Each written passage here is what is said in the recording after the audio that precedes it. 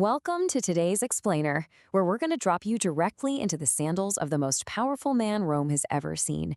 We'll be experiencing his breathtaking rise and his incredibly dramatic fall in the first person. So just imagine it. You're stepping into the shoes of Julius Caesar. You're transforming from a noble who's fallen on some extremely hard times into a civilization reshaping ruler. Imagine clawing your way up through cutthroat politics, brutal wars, and just sheer unadulterated ambition, right up until the moment it ultimately costs you your life. Let's walk through this step by step. Part 1. The Outlaw Teenager. Your journey starts in absolute political chaos. You're born in 100 BC into the Julii family. Now, this is a really old aristocratic name in Rome, and get this, your family actually claims direct descent from the goddess Venus herself. Sounds amazing, right? Well, reality check. It doesn't pay the bills. You have no real wealth or power. As you reach your teenage years, Rome is completely tearing itself apart in a civil war between rival factions. Because your family has ties to the losing side, you end up marked for death by the ruthless dictator Sulla. So you're literally forced into hiding just to survive, waiting for things to cool down. It isn't until your 20s that you can finally start building a reputation, doing it the way ambitious Romans do, through service in the military and arguing in the courts. And it's in your 20s that your, let's say, extreme audacity really starts to shine. While you're out there building that reputation, you actually get captured by pirates. Most people would be absolutely terrified, but you confidently and famously joke with these pirates that you'll come back and have them all executed once you're free. And the craziest part, after your ransom is paid and they let you go, you actually follow through and do exactly that. No kidding. Part 2. Building your Roman reputation. You know exactly how the political game is played. As you start climbing the ladder, you execute a very specific strategy. Step 1, you borrow an absolutely enormous, massive amount of money. Step 2, you take all that borrowed cash and strategically blow it on lavish public games and gifts. Step 3, you secure the immense love and popularity of ordinary Roman citizens. You're essentially buying their loyalty. And you know what? It works flawlessly. Chapter 3. The Triumvirate and Gaul. By the time you hit your 40s, you realize that true, unshakable power requires really powerful friends. So you come up with a brilliant solution. You form an unofficial three-way alliance with two of the other most powerful men in the Republic, Pompey and Crassus. You're effectively splitting control of all of Rome right down the middle, roughly 33% for each of you. This massive alliance secures you the highly coveted governorship of Gaul, and here is where you become a true legend. You spend about 8 years conquering the entire region. You're defeating dozens of tribes. You even cross over into Britain, and throughout it all, you're writing highly detailed accounts of your own campaigns.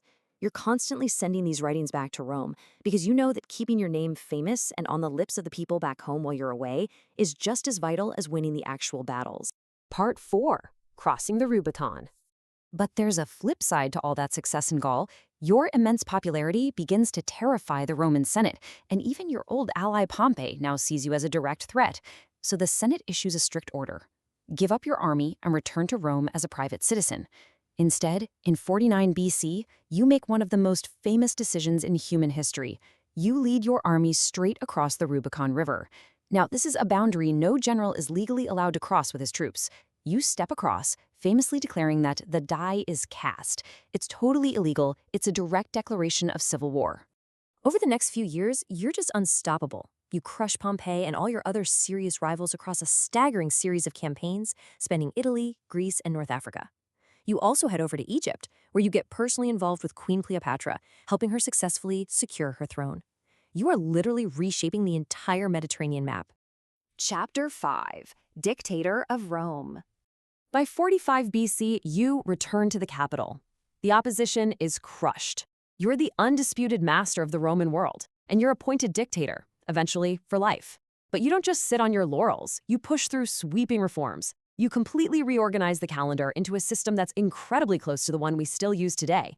You expand Roman citizenship, and you launch massive public building projects to completely reshape the city itself. You're incredibly productive with your new absolute authority.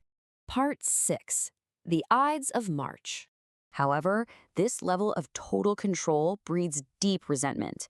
Many old aristocratic families in the Senate see you as a king in all but name, and they're terrified you're going to destroy the Roman Republic for good. That brings us to March 15th, 44 BC. A group of trusted senators surrounds you right inside the Senate House. And these aren't just political rivals, they include men you deeply trusted, like Brutus. In a frenzy, they stab you 23 times. The betrayal is so profound, so devastating, that it's reported you don't even try to fight back once you see Brutus among your attackers. You just accept your fate on the Senate floor. But here's the ultimate, highly ironic legacy of your death. Your assassination doesn't actually save the Republic like the conspirators hoped. Instead, it plunges Rome straight into a brand new round of chaotic civil wars. Within years, the very Republic you spent your entire life fighting within is gone for good. In its place rises the Empire, built by your adopted heir, Augustus, who takes the throne that your death ultimately made possible. From a debt-ridden aristocrat on the run to a relentlessly ambitious, brilliant tactician who reshaped an entire civilization, only to die violently, betrayed by those closest to you on the Senate floor. This is what it means to be Julius Caesar. It's a story of relentless ambition ending in one of history's most infamous betrayals. So I have to ask, considering the massive legacy you left behind and the brutal end you met, do you think the immense power you achieved was worth the ultimate price you paid? Take a moment to think about it and let me know in the comments. Thanks for joining me on this explainer, and I'll catch you on the next one.